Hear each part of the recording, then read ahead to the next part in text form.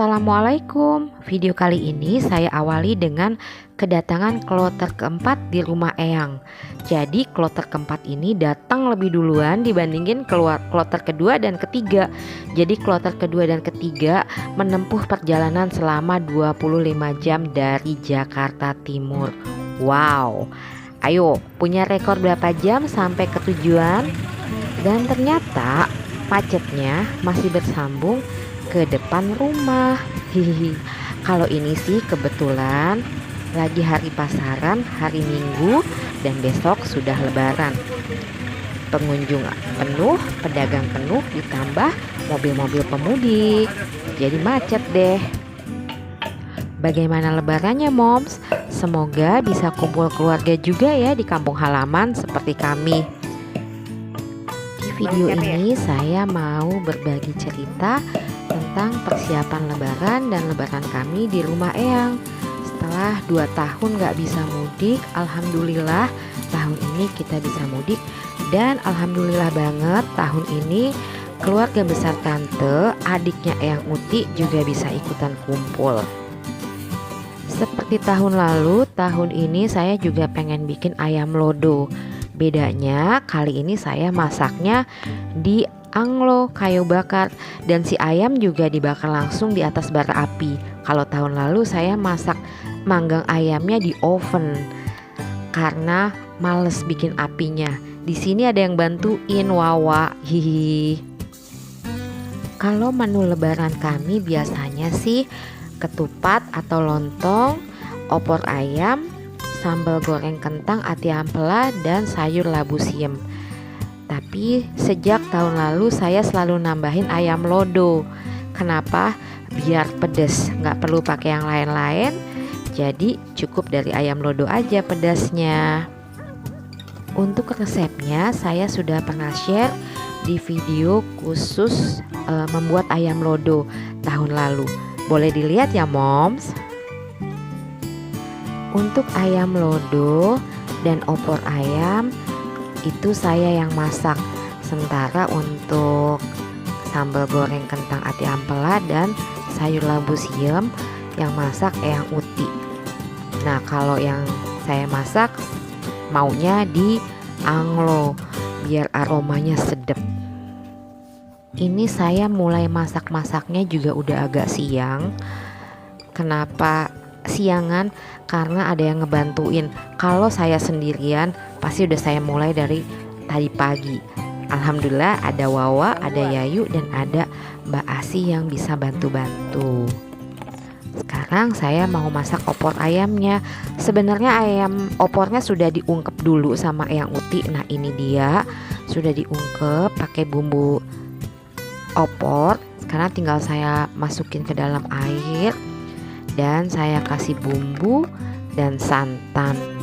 Tapi juga masih belum sempurna ya. Nanti mau ditambahin, disempurnain lagi sama Eyang Uti. Karena yang juara jago masaknya itu memang Eyang Uti, bukan saya.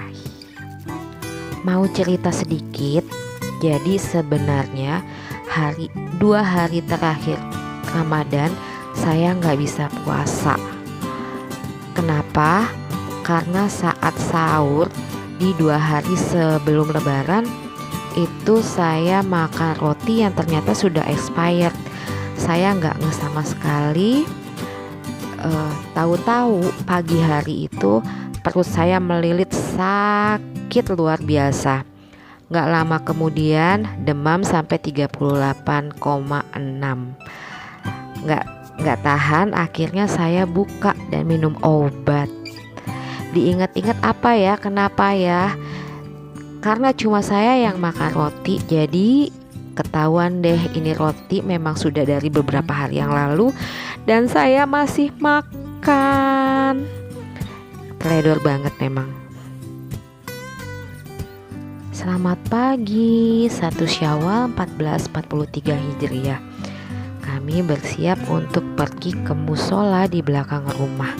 Tadi malam di Klirong Kebumen hujan, dan lihat deh tanahnya masih basah, sejuk banget. Flashback ke masa kami kecil saat mudik lebaran. Eyang tuh biasanya ngajak kami anak-anaknya sholat id di alun-alun Kebumen. Tapi sejak Eyang pindah dan jadi warga di sini, kita sholat idnya di musola belakang rumah. Dan alhamdulillah setelah 2 tahun kita sholat idnya nggak bisa sama-sama begini, sekarang kita bisa sholat id bareng-bareng lagi. Setelah sholat id, waktunya sungkeman dan bermaaf-maafan.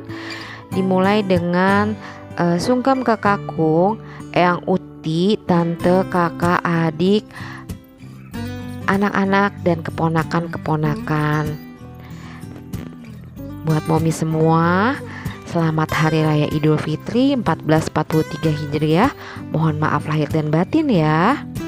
Semoga kita bisa bertemu Ramadan dan Idul Fitri tahun depan, dan bisa berkumpul kembali bersama keluarga besar di kampung halaman.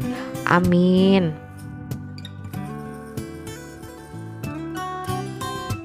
Waktunya makan ketupat dan opor ayam. Oh ya, seperti yang saya bilang tadi, keluarga besar tante kan kumpul juga nih di sini. Jadi kami adalah keluarga besar Umar Hamid. Umar Hamid adalah ayah dari Eyang Uti dan tante. Kakek Umar Hamid itu punya darah Aceh dan Padang. Tapi karena kami dari kecil lahir dan besar di Jawa, jadi nggak ada nih yang bisa bahasa Padang dan Aceh. Dan gak ada juga yang bisa bikin rendang asli.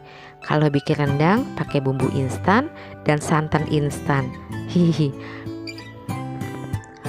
Kakek Umar Hamid sudah meninggal di tahun 1987. Jadi dari sekitar 30 orang ini, hanya beberapa orang aja yang sempat ketemu. Itu pun adik-adik sepupu juga masih kecil-kecil, jadi nggak ada yang inget sama kakek Umar. Nah, kalau dari keluarga Eyang Kakung, itu momen kami kumpul bersama adalah saat kami masih kecil-kecil.